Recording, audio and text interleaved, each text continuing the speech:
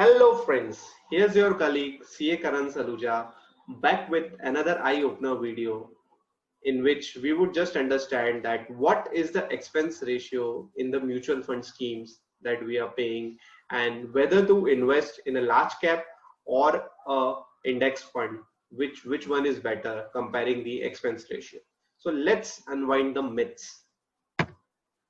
Before that, let me brief you a small about what is mutual fund. Mutual fund is nothing but an instrument through which the money of investors like you and me get pooled up and gets invested in the market in terms of shares, in terms of bond, in terms of market instruments and other assets.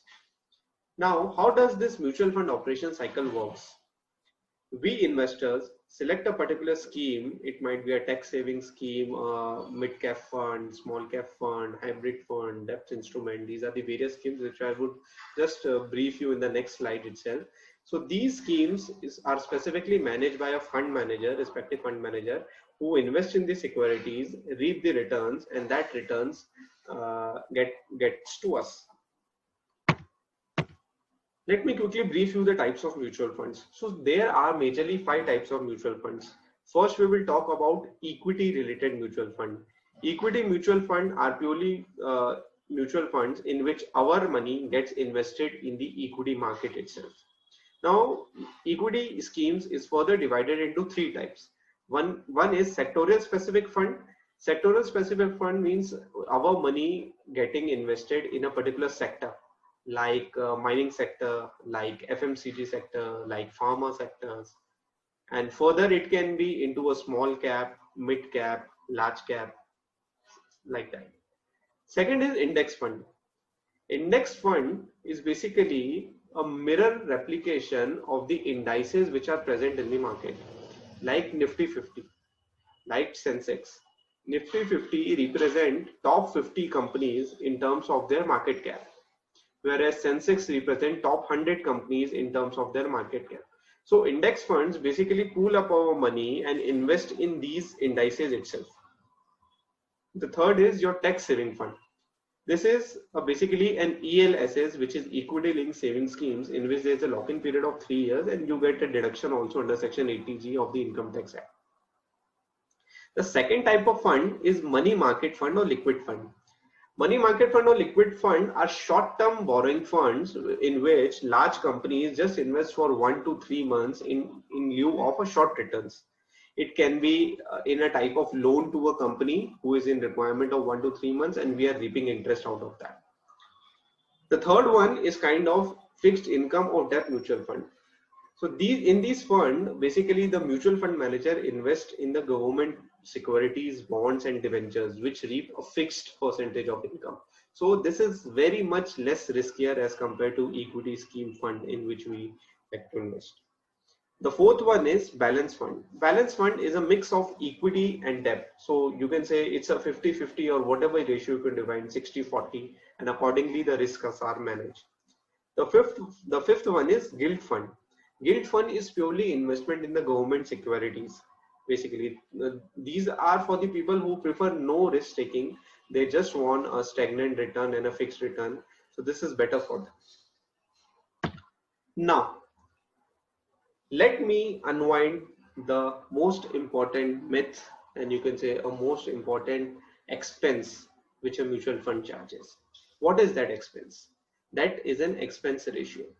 So let me brief you that what is expense ratio.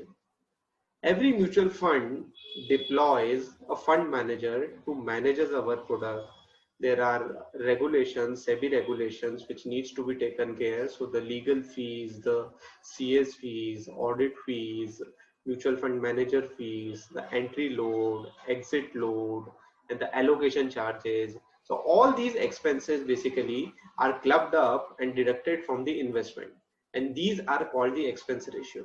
So expense ratio is nothing but an annual maintenance cost which is deducted from the investment which you made as an expense. And these are the charges incurred by the mutual fund. Now, how does this expense ratio impact your returns? So if in an year your fund managers has earned rupees 100 of total revenue, this expense ratio, which ranges from around 2 to 2 to 5%, get deducted from that return, and the remaining amount gets allocated to you.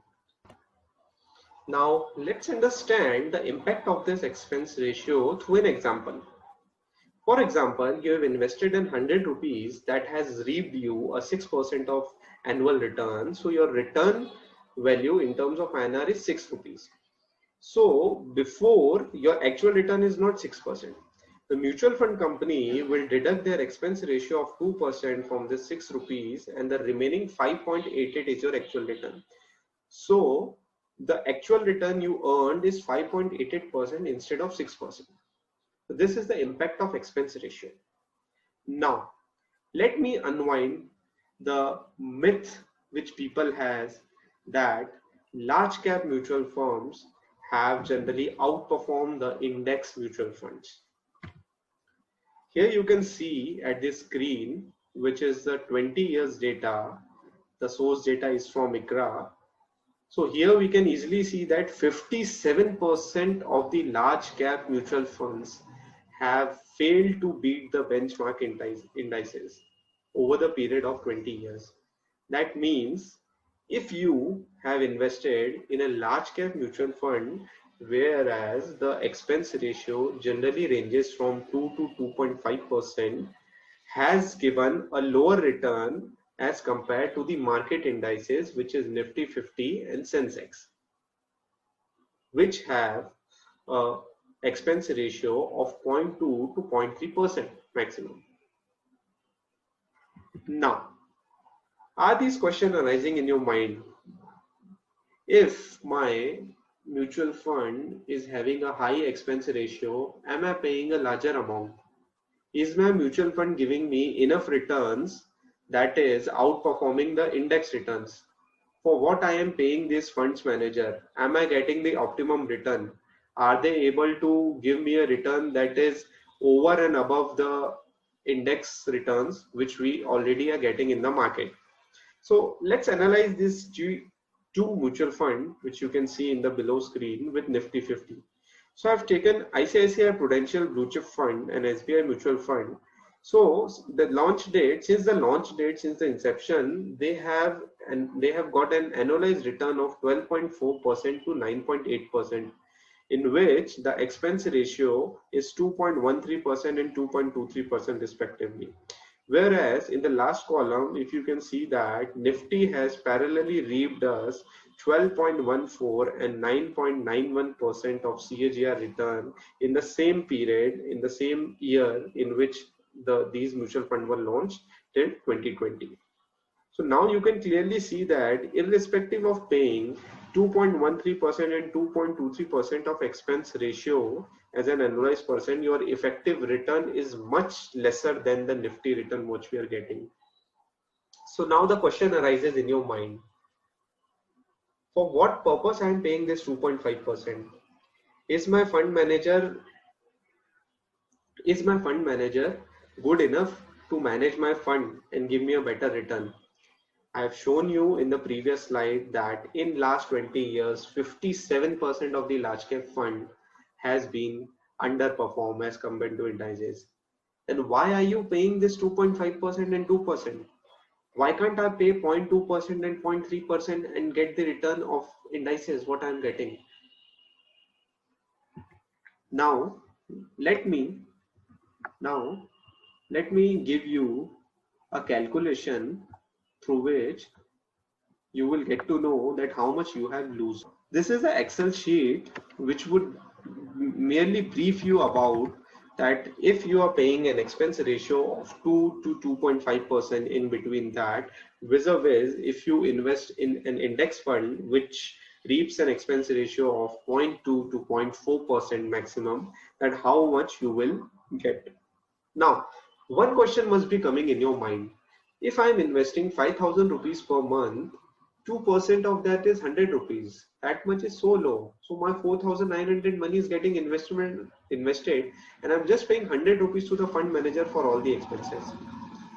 Guys, you are missing one thing. You are missing the power of compounding, because you have invested in mutual fund for at least 15, 20, 25% of return.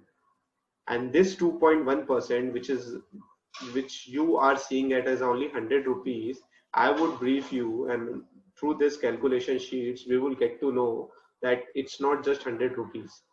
Over the period of 20 years, it gets compounded. It's a huge amount. Now let's understand with an example. Here in column E, row 13, I would just give you a brief. So if you start with an SIP of 5,000 rupees, so I have given a two scenario. If my expense ratio is 2.3%, which is generally in case of large cap mutual funds, vis-a-vis if my expense ratio is 0.2%, which is generally in case of index fund. Taking as an annualized growth of 15%, what we have averagely got in Nifty in last 25 years, let's consider 15% as an example. And I have taken a duration of 25 years. Now here in column K, row 13 and 14, you can see that if my 5,000 investment is growing at the rate of 15% with 2.3% of expense ratio, I am getting 94,93,842 rupees. Whereas if the same return I am getting in an index fund with an expense ratio of 0.2%, I am reaping 1,41,32,286.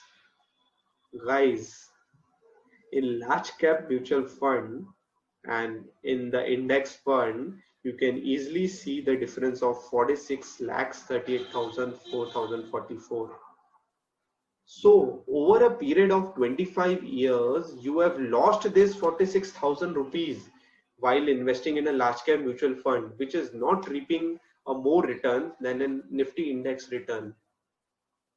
This is the case of higher expense ratio and not getting an equalized return, or you can say more return than what the Nifty indices or market indices are letting me earn. Since in last video I have shown you 57% of the large cap mutual fund are underperformed as compared to indices, and taking an average of 2 to 2.5% of expense ratio, how much money you are paying, guys, to the mutual fund, and you are paying just to fill up their pockets, and they are not able to give you more return than the indices what we are getting. For what you are paying this much money?